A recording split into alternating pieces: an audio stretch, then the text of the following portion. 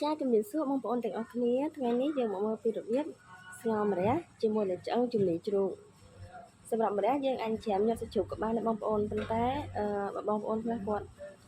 និយាយថាចង់សាកដាក់ជាមួយឆ្អឹងជំនីជ្រូកម្ដងក៏បានដែរបងប្អូនណាបាទឆ្អឹងជំនីជ្រូកយើងកាត់វាជាដុំប៉ុណ្នេះមកគ្រឿងផ្សំរបស់យើងគឺមានឆ្អឹងជំនីជ្រូកម្រះស្លឹកខ្ទឹមអំបិលប៊ីចេងស្ករសទឹកត្រីសិតពៅដុំស៊ុបហេប៊ីនិងយូហឺសម្រាប់សិតពៅនេះគឺយើងដាក់នឹងដើម្បីឲ្យទឹកម្រះយើងហ្នឹងគឺកាន់តែថ្លាបងប្អូនណាសម្រាប់ម្រះនេះគឺយើងកាត់វាជាកង់ល្មមយើងយកគ្រាប់ចេញយើងកាត់ជាកង់តូចល្មមទៅតើបងប្អូនចាប់ផ្ដើមធ្វើទាំងអស់គ្នា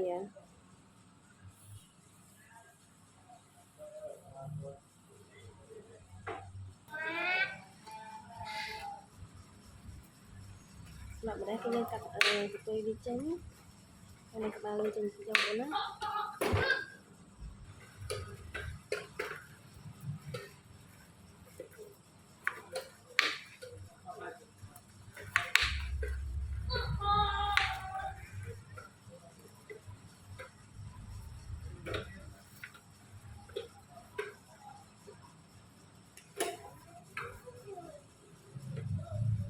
យើងយកណូលខប់វាចេញនេះបងប្អូនណា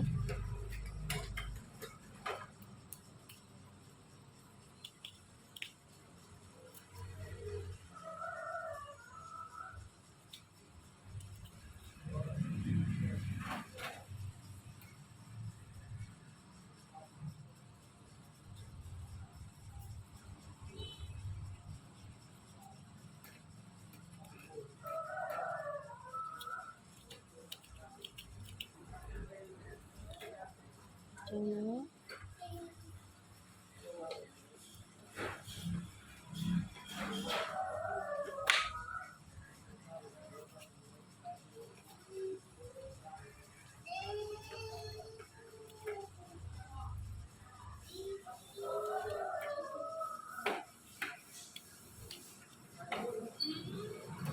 កយើងតាំងពីទី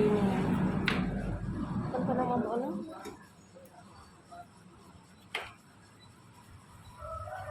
នេះគុំទៅឲ្យនៅម៉ា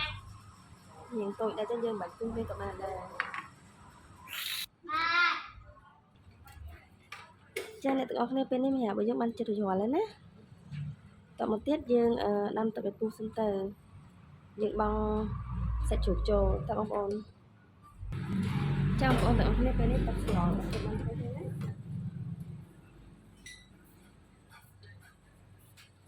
មុនដំបូងយើងដាក់អំបិលចូលបន្តិចមក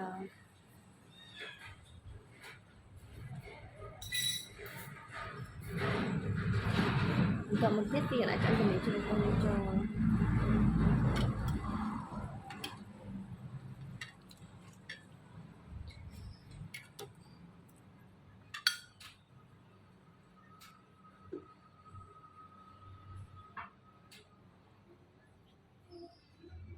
បន្ទាប់មកគឺយើងដាក់សាច់ពៅជាមួយនឹងហេប៊ីយូហឺចូលទៅបងប្អូន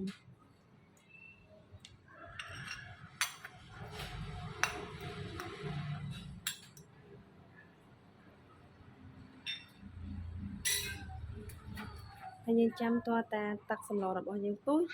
យើងដកពពុះចេញចាំយើងដាក់ដុំស៊ុបទឹកត្រីស្ករប៊ីចេងចូលទៅក្នុងបន្ថែមទៀតបងប្អូនណាចាំបងប្អូនទាំងអស់គ្នាពេលនេះទឹកសម្លរបស់យើងគឺបានពុះហើយអញ្ចឹងយើងដាក់គ្រឿងចូលទៅបងប្អូនណា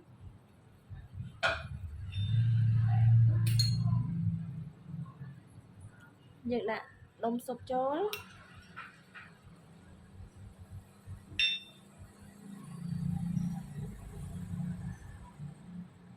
ប៊ីចេង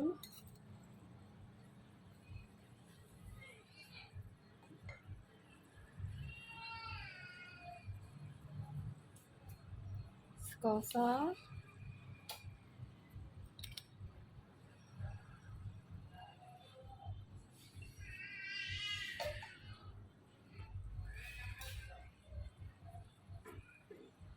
ទឹកត្រីបងប្អូន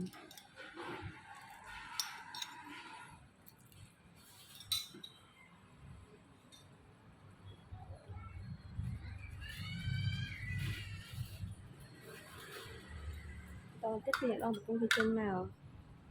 សូមបញ្ជាក់បងប្អូនបន្តិចគឺសម្រាប់យើងស្ងោរម្រះហ្នឹងពេលយើងដាក់ម្រះចូលដាច់ខាតយើងកុំក្របកម្របបងណាបងប្អូនបើសិនយើងក្របកម្របទៅវាធ្វើឲ្យម្រះយើងហ្នឹងគឺអត់ងាយបាត់ល្វីងទេបើយើងស្ងោរទាំងបើកកម្របទៅម្រះយើងគឺអត់ល្វីងទេបងប្អូន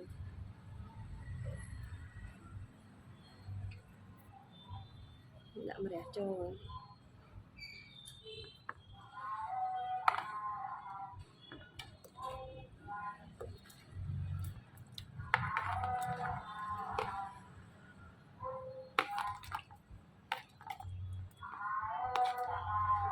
សោះសាក់ម្ដងសុំតបងប្អូនហើយមើលអត់អស់យើងដាក់គល់ស្លឹកខ្ទឹមបងប្អូនចូលទៅរបស់ជាមួយទៅហើយសម្រាប់ម្រះនេះគឺយើងបង្ងាស់តតផុយទៅ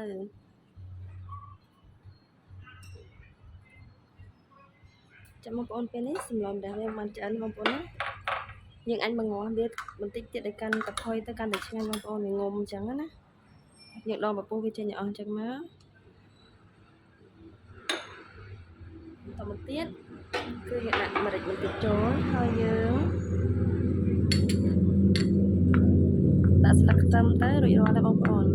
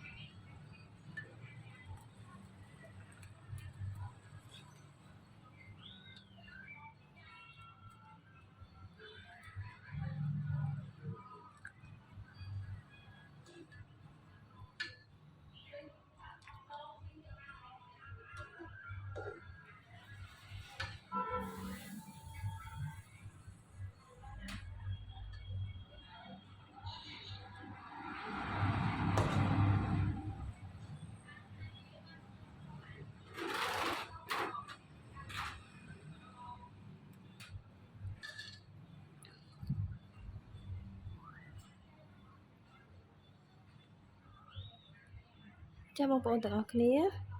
ពេលនេះសម្លម្ដងរបស់ពួកយើងគឺបានឆ្អិនរួចរាល់ហើយបងប្អូនណាបើសិនជាចូលចិត្តសូមជួយចុច like និង subscribe channel របស់នាងខ្ញុំមួយផង